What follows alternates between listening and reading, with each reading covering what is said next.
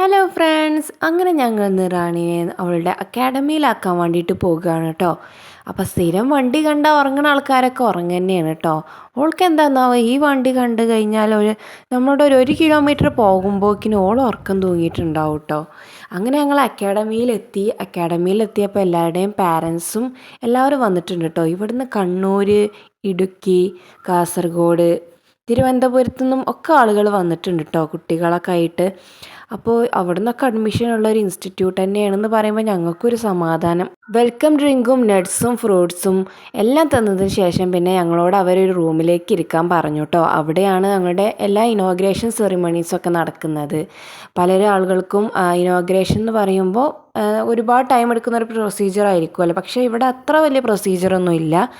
എല്ലാവരും അവരുടേതായിട്ടുള്ള കാര്യങ്ങൾ ഞങ്ങൾക്ക് ഇൻട്രൊഡ്യൂസ് ചെയ്ത് തരികയാണ്.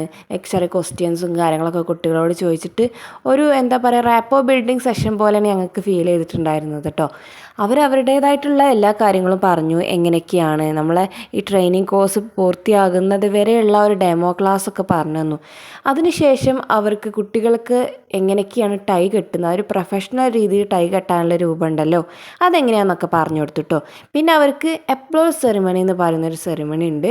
അതെങ്ങനെയാണെന്ന് വെച്ചാൽ നമ്മുടെ ഈ രണ്ട് ഷോൾഡേഴ്സിലായിട്ടൊരു ബ്ലാക്ക് മാർക്ക് അതായത് ബ്ലാക്ക് ഒരു പാഡ് നമ്മൾ വെക്കുന്നതാണ് കേട്ടോ എപ്ലോസ് സെറിമണി. ശരിക്കും ഇത് നമ്മൾ പൈലറ്റൊക്കെ ആയതിന് ശേഷമാണ് ആക്ച്വലി വെക്കുക.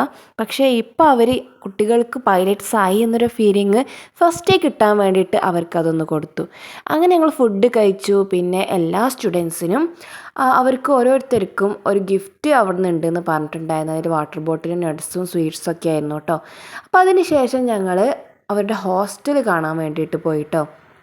ഹോസ്റ്റലും ഈ പറയുന്നത് പോലെ നല്ല ഒരു ആംബിയൻസും കാര്യങ്ങളായിരുന്നു. അവിടെ കൂടുതലും പൈലറ്റ്സും എയർ ഹോസ്റ്റസും ആയിരുന്നു.